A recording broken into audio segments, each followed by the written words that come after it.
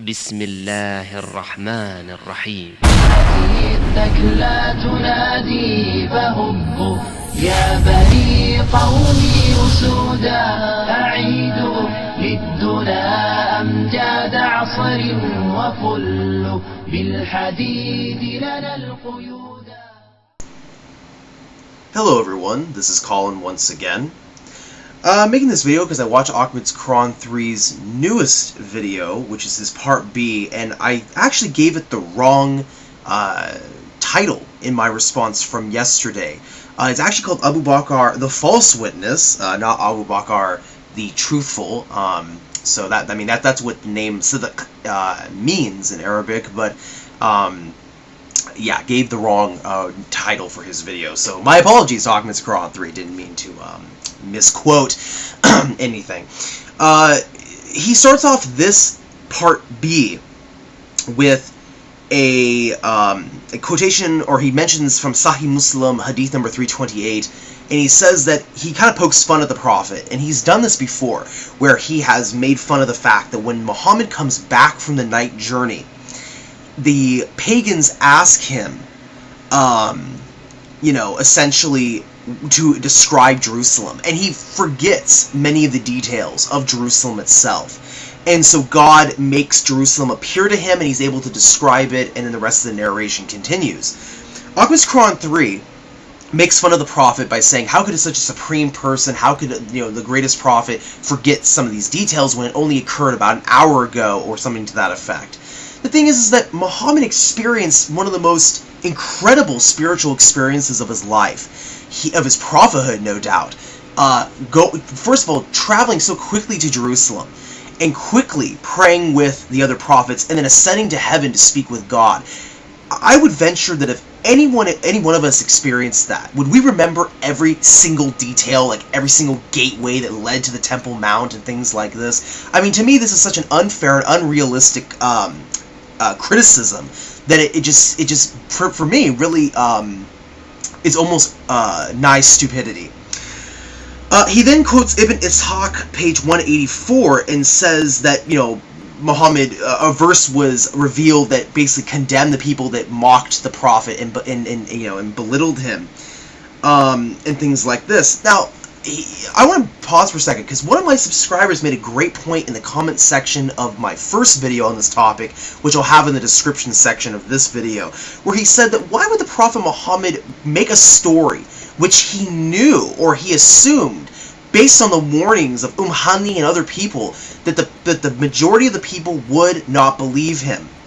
Why would he create such a story willingly, with the end result being some Muslims apostating from Islam? And I thought that was a great point, because it begs the question, why would he ever do that?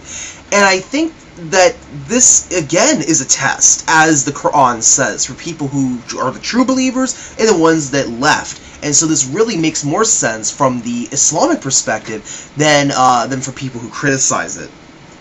He then mentions the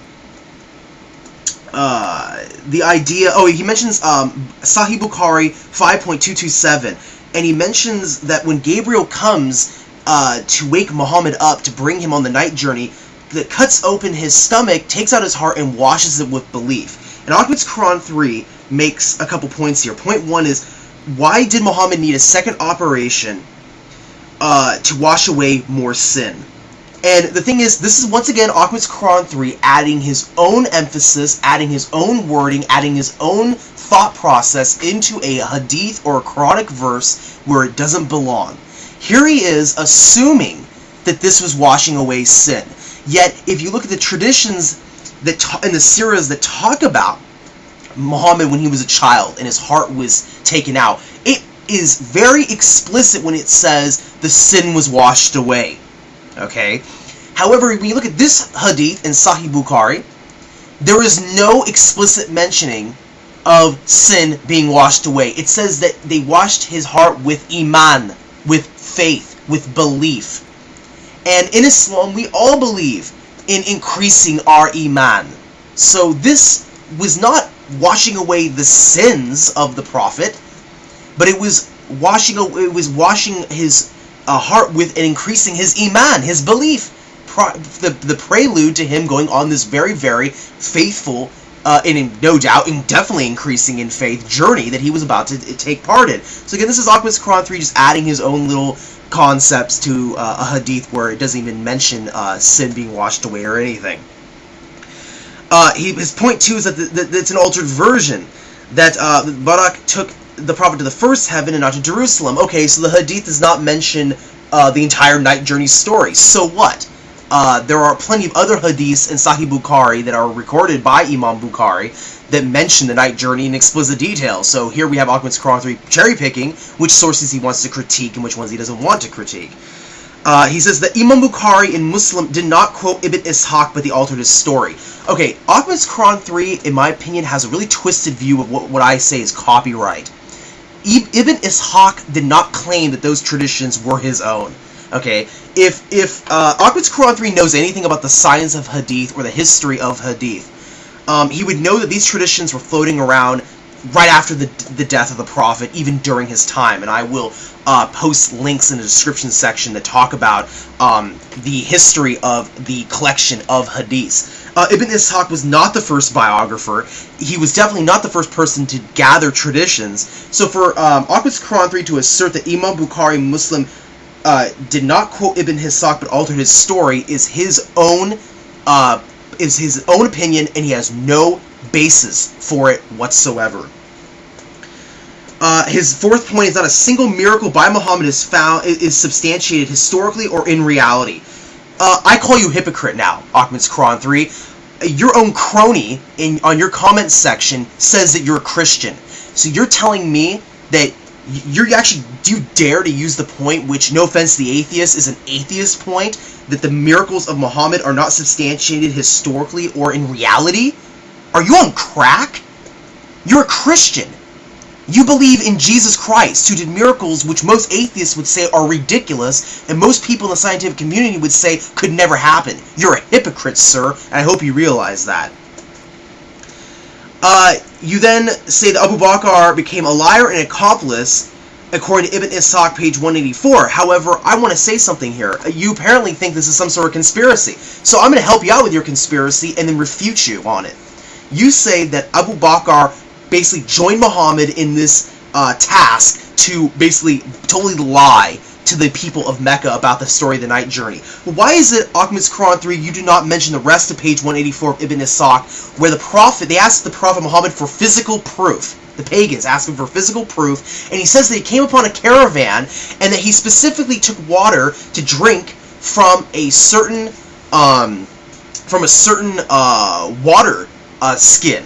A particular water skin from this caravan that was coming to Mecca.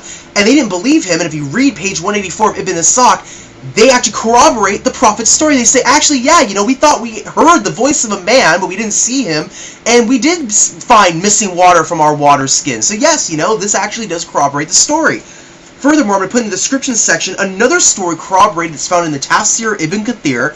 It is considered authentic by many of the companions of the Prophet, where some of the companions of Muhammad come to Jerusalem and are telling the Patriarch of Jerusalem the story of the night journey.